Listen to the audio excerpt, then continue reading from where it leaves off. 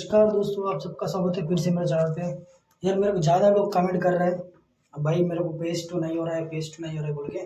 तो उसका आंसर इधर ही होता है दोस्तों, आप लोग देख सकते हैं पेज वन में आंसर होता है। तो अभी मैं इसका जो पेज वन है, बेसिक कस्टमर केयर, इसी में से आप लोग को पूछेगा वो नॉर्मल क्वेश्चन, जेन्युइन क्वेश्चन जो होते हैं, जो ट्रू और फॉल्स क्वेश्चन इधर से पूछता है। तो आप लोग इधर से चेक करने का है क्या क्या क्वेश्चन आता है। तो मोस्ट पीपल को पूछेगा, ई क्वेश्चन है दोस्तों, इसी में से पूछेगा। अभी जो मैं वीडियो डाल रहे हैं ना यूट्यूब पे, आपको जो सामने नजर आ रहा है, उसी में से आप लोग कुछ कुछ वाला, जैसा भी ट्रू का तो मुश्किल नहीं है, जो फॉल्स होता है वो सब कुछ तुम एक नोट में लिख के रख दो, क्योंकि ज़्यादा से ज़्यादा फॉल्स वाला पूछेगा तुमको, क्योंकि सब लोग पता है ट्रू ट्रू बोल के जाएगा बोल के। इसलिए जो फॉल्स होते हैं ना वो क्वेश्चन ज़्यादा पूछता है। तो आप लोग थोड़ा दिमाग यूज़ करने का है, ठीक है। एंड जिसका ट्रू बोलता है, जिसका फॉल्स होता है, वो थोड़ा कॉमन सेंस से बोलना पड़ता है। देखो अभी मैं इसका जिधर अभी जो कर रहा है वो उसमें ट्रू भी है फॉल्स भी है। अगर तुमको 15 पूछेगा तो 15 में 5 फॉल्स पूछेगा एंड 10 ट्रू पूछेगा, ऐसे। अभी तुम सबको तो ट्रू नहीं बोल सकते ना, इसीलिए तो आप अच्छे से ध्यान से देखने का है एंड ध्यान से चेक करके फिर जिसको ट्रू डालने का, जिसको फॉल्स डालने का, वो थोड़ा याद रख के फिर करना पड़ता है।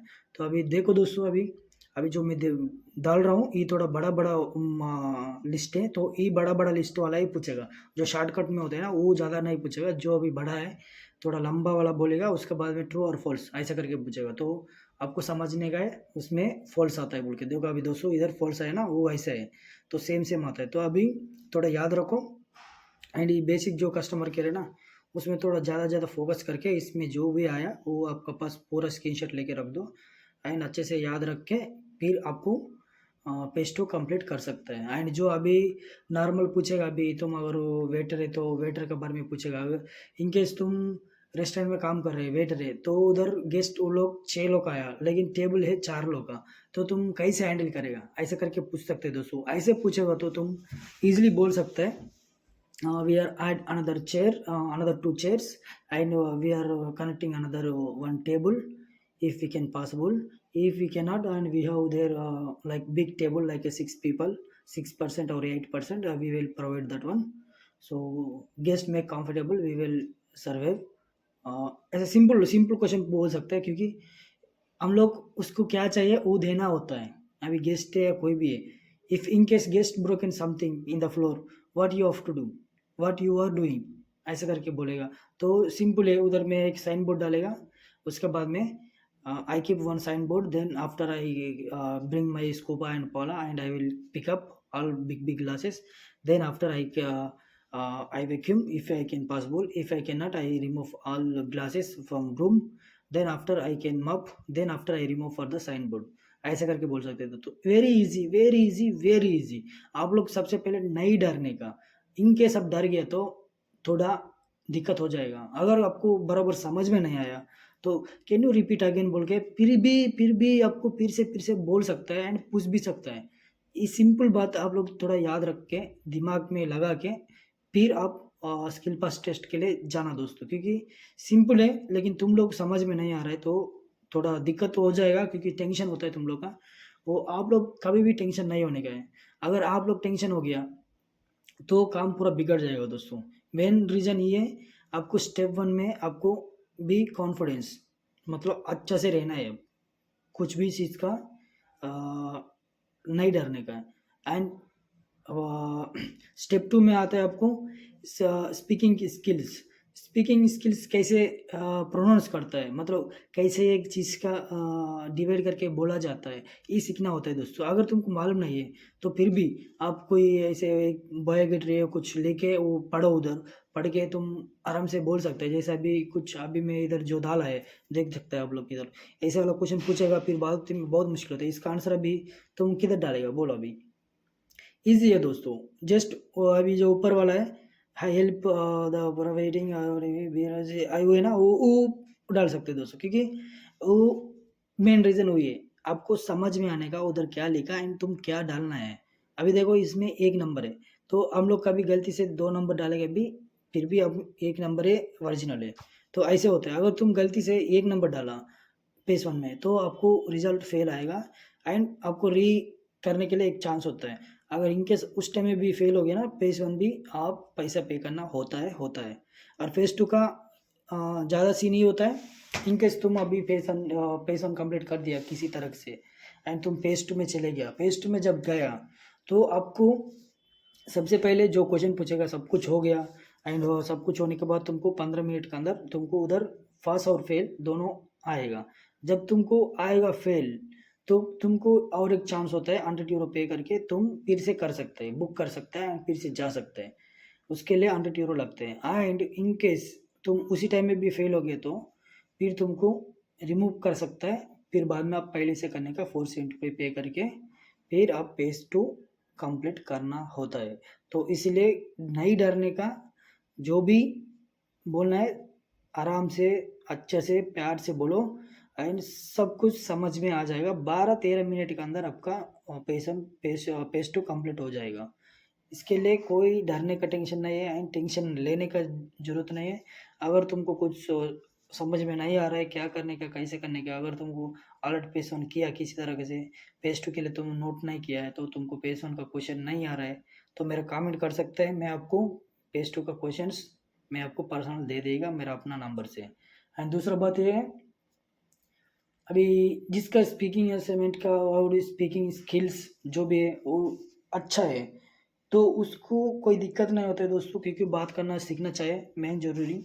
आपको उन लोग आपका कॉन्फिडेंस लेवल चेक करेगा, जस्ट आप कैसे बात करता है, या तुम हैंडल कर सकते हैं कि नहीं नहीं हैंडल कर सकते हैं, ऐसे करके वो लोग चेक करेगा। तो अगर आप हैंडल कर सकते हैं तो वेरी इजी है दोस्तों। अगर इनकेस आप हैंडल नहीं कर सकते तो थोड़ा टफ हो सकता है। थोड़ा ध्यान रख के करना। जब पेज टू के लिए जाता है तो सेम दिन में आपको रिजल्ट उधर ही आ जाएगा मेल पे, ऊपर उधर शो करेगा तुमको congratulation your pass page to बोल के। And in case your face to fail हो गए तो we did not get your answers, sorry rebook again बोल के उधर फिर से और एक बार लिख के भी आते हैं दोस्तों। तो आप लोग थोड़ा ध्यान से अच्छे से पढ़ो। अगर कुछ समझ में आए तो कमेंट कर सकते हैं, मैं आपको पर्सनल गाइड भी करेगा। एंड दूसरा बात ये है, अगर इनकेस आप पेज वन भी करना चाहते हो तो मेरे कमेंट कर सकते हैं, मैं आपको सिखाएगा कैसे करना है। एंड दूसरा बात ये है एंड जो भी है सबसे पहले नहीं डरने का, बस वो ज़्यादा से ज़्यादा ई याद रखना, ई दिमाग में रखो एंड आप पेज वन के लिए कंप्लीट करने के बाद पेज टू के लिए बुक करो। जब बुक करते हैं तो लगभग 15 दिन के बाद में बुक कर दोस्तों, तुरंत बुक करने की कोई ज़रूरत नहीं। अगर तुमको इंग्लिश जो बराबर बोलना आता है तो स्पीकिंग आता है, सब कुछ आता है, समझ में आता है तो तुम तुरंत बुक कर सकते हो 2-3 दिन के अंदर। इनकेस तुमको मालूम नहीं है कैसे बात करने का, ऐसे क्वेश्चन क्या है अभी मालूम नहीं, कैसे भी आए मालूम नहीं, तुम पास तो हो गए पैसे पेज टू के लिए बहुत मुश्किल हो गई तो तुमको 15-20 दिन का बाद में ले लो एंड मेरे को पर्सनल मैसेज करो, मैं आपको डॉक्यूमेंट्स वगैरह भेजेगा जो अभी फेज वन का आंसर होता है वो पर्सनल गाइड करेगा। उसके बाद में तुम पेज टू के लिए जा सकते हैं दोस्तों। अगर इनकेस तुम्हारे पास पेज टू का आइडिया से तो कैसे बात करने का क्या है तो तुम 15 दिन 10 दिन वेट करके ख़त्म करके फिर जाना दोस्तों। ये तुम्हारे लिए बहुत बहुत बहुत बहुत इंपॉर्टेंट है, क्योंकि ज़्यादा लोग फेल होता है पेज टू में, तो फेज टू थोड़ा दिमाग में रख के करना। जब तुमको माल्टा वीज़ा आना चाहिए तो तुमको ज़रूरी पास होना ज़रूरी है। तुम वो पास होने के बाद में तुमको वीज़ा देने के लिए वो लोग प्रोसेस चालू कर देगा, क्योंकि ये माल्टा का रूल्स है। एंड दोस्तों कोई भी कंट्री में नहीं है ऐसे इंग्लिश आएगा तो आ सकते हैं बोल के, क्योंकि ज़्यादा से ज़्यादा अभी जर्मनी जाएगा तो जर्मनी लैंग्वेज आना चाहिए, स्पेन जाएगा तो स्पेनिश आना चाहिए एंड दूसरा क्या बोलते हैं लग्जमबर्ग जाएगा तो लग्जमबर्ग लैंग्वेज आना चाहिए।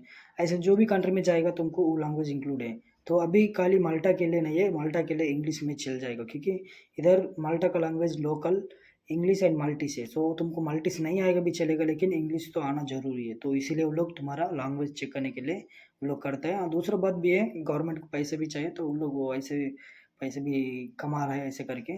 फिर भी तुम लोग अगर पास होएगा तो तुम लोग को भी ज़्यादा कमा सकते हैं दोस्तों। तुम्हारा जो दुबई में और सऊदी में बहरीन में जितना सैलरी है ना वो 3 गुना इधर आराम से कमा सकते हैं दोस्तों, कोई टेंशन नहीं है। लेकिन इंग्लिश पास होना ज़रूरी है, पास हो जाओ फिर माल्टा आने के बाद में तुमको सब मालूम पड़ेगा कैसे क्या करने का, कितना पैसे लगता है एंड किसका कितना खर्चा होता है एंड कितना घंटा काम करना पड़ता है, सब कुछ तुमको मालूम पड़ेगा जब तुम माल्टा आने के बाद। एंड मैं भी दुबई से आया हूँ। मैं जब दुबई में था मेरा सैलरी 1200 था बेसिक एंड टोटल मिला के मेरे को 1800 और 1500 से ऊपर आता था। तो टोटल मैं घर पे 30,000 बेचता था, तो उस टाइम का अभी 30,000, अभी तो मेरा 3 4 5 6 गुना भी मैं बेच रहा हूँ, क्योंकि अभी पार्ट टाइम फुल टाइम पकड़ के लगभग 150 से ज़्यादा आ रहा है। तो आप लोग मालूम होने का है कैसे करने का है, क्योंकि पार्ट टाइम भी मिलता है, तुम पार्ट टाइम भी करने का आप लोग देख सकते हैं यूट्यूब में, मैं पार्ट टाइम का वीडियो भी डाला।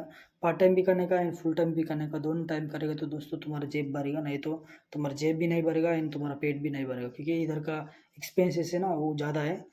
एक्सपेंसेस कैसे मतलब, जैसे अभी तुमको 950 से 1100 से नीचे ऊपर तो नहीं आता है, लगभग ज़्यादा से ज़्यादा 1200 से ऊपर तो आता ही नहीं है। तो 1200 में तेरे को 300 तो रेंट में जाएगा एंड 100 तो तुम्हारा खाने का पीने का जाएगा।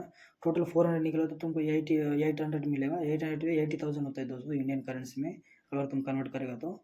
इसके लिए बोल रहा हूँ, तुम पार्ट टाइम करेगा तो तुमको पार्ट टाइम का जो 6,000 600 700 800 जितना भी आया तुमको पूरा खर्चा के लिए हो जाएगा। अभी तुम्हारा 12-1300 तो वैसे बचेगा, और उसके बाद में उस जो पार्ट टाइम का पैसा थोड़ा ही मिला के तुम 1.5 लाख आराम से अर्न कर सकते हैं दोस्तों पर मंथ में।